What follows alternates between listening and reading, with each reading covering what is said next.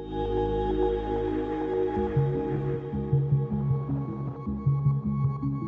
American society today, we have gone from decades ago segregating people by race to today segregating people by income. We've ripped this country apart by incomes, and it's the real estate industry that did that. We have spent hundreds of millions of dollars downtown, probably in excess of $1 billion, just to get this buzz that we have now. We've done all of this to try to create the opportunity, the moment that we have now. And unfortunately for us, I'm not sure that we right now at least have a policy answer for how that moment can involve poor persons as part of it, or disadvantaged folks as part of it. Because you have a lot of working class families, black and white and Latino, et cetera, that are saying, well, yeah, we just can't afford to live in the city the same way now. It's not just families, it's single folks too. How does a city that's growing in other areas help support the areas that aren't? And it's not that you can just ignore them.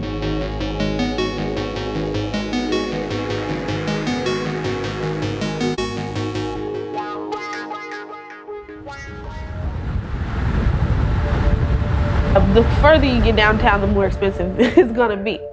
I was looking for low-income apartments, and everyone that I called, they all said that they were full, they didn't have any spots available. I was working full-time and still not able to afford the place that I was in, and it was a studio apartment, only something that just me and my daughter lived in. Every apartment I went to or knew about or, put in an application for, I got denied from all of them because I didn't make 3 times the rent.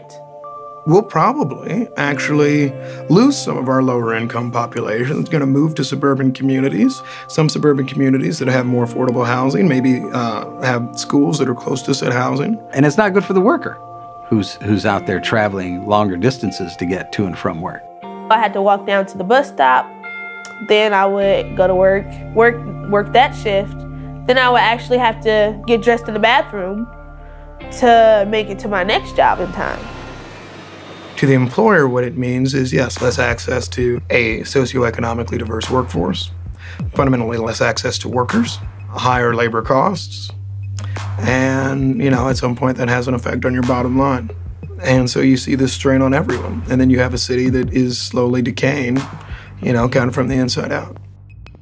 People should be able to find stability, especially if they're working. And I was working 2 jobs full-time. Said I had to send my own daughter away from me so she wouldn't have to bounce around from place to place with me. I'm working so much and I'm missing my child grow up. It was a very, very hard time for me. I'm sorry.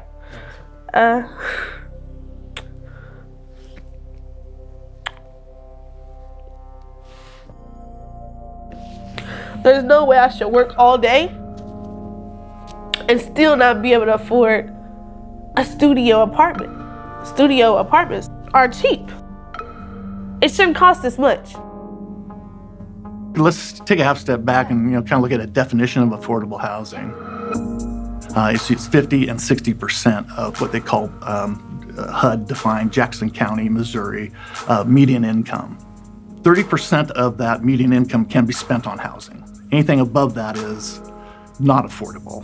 And that's where we use the LIHTC, low-income housing tax credits, and those come from the state as well as the federal government. You do this LIHTC project, you get all these tax benefits, that allows you to do the project, you create affordable rents. It's something that is used to fill that financial gap so that I can house that low-income person in a quality development. But the protection of that is a 15-year period. What's happening in Kansas City right now is virtually all of the cool downtown high-rises, man, in the core of downtown and in the city market and around, they all were done in about that same 15-year period, and now they're all rolling out of LIHTC. The greatest threat we have right now to being able to add to the affordable housing inventory is the state of Missouri's ill-conceived policy of no longer allocating for low-income housing tax credits. So the state is taking away the very tool that has let us have 2,100 of those 6,000 affordable units be rent restricted. It is being taken away from us. There's not really a mechanism to re-LIHTC them, so they get sold on the open market. okay, here's all these apartments. 500, 600, 700, 800. Well, now all those same apartments are going to go 700, 800, 900, 1,400. Developers are going to do what's profitable for them, what's easy for them, and unless there's an agreement, unless they're forced to do that, they're going to roll it into market rate because they can, and with total disregard for the people that are living there. These are housing for people that have a job, that live in the city, that do real stuff, that are like mine and your friend at the restaurant, at the auto garage, at the places we go do stuff. It's not going to get built on its own because the private sector does not build affordable housing. We won't allow low-income housing tax credits, keep a property available for a certain set of people.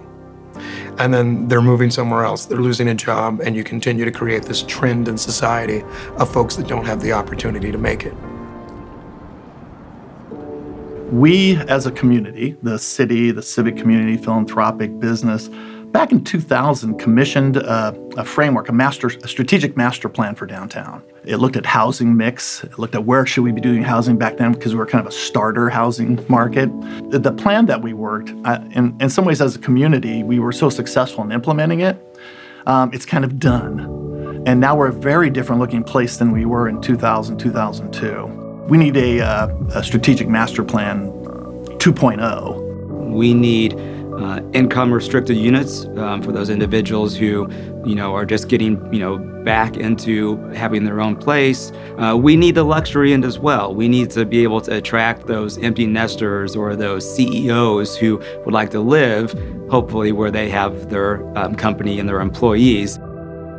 If a developer comes to the city and wants to use incentives for a project, there should definitely be a percentage of those units within the project that are set aside for workforce or affordable housing. I really believe we need to get working as quickly and as effectively as a community as possible to develop a comprehensive approach to affordable housing retention as well as expansion. Another component of an affordable housing strategy would be talking to those property owners today. How do we programmatically address their needs that help them make the decision, yes, I'm going to keep this in the affordable inventory? And right now, no one's talking to them. If something isn't done, we'll lose our affordable housing. It'll be in very minor pockets. And where are all these people supposed to go? I've looked everywhere. I've looked in the hundreds, the 80s, 90s, 70s, 60s. I've looked everywhere. You're going to have movement that's based only upon where people think they can find opportunities. And ultimately, if they're moving away from the city, moving away from our suburbs for opportunities, they're going to eventually move away from Kansas City, move away from Missouri, move away from Kansas, and we'll be the weaker for it.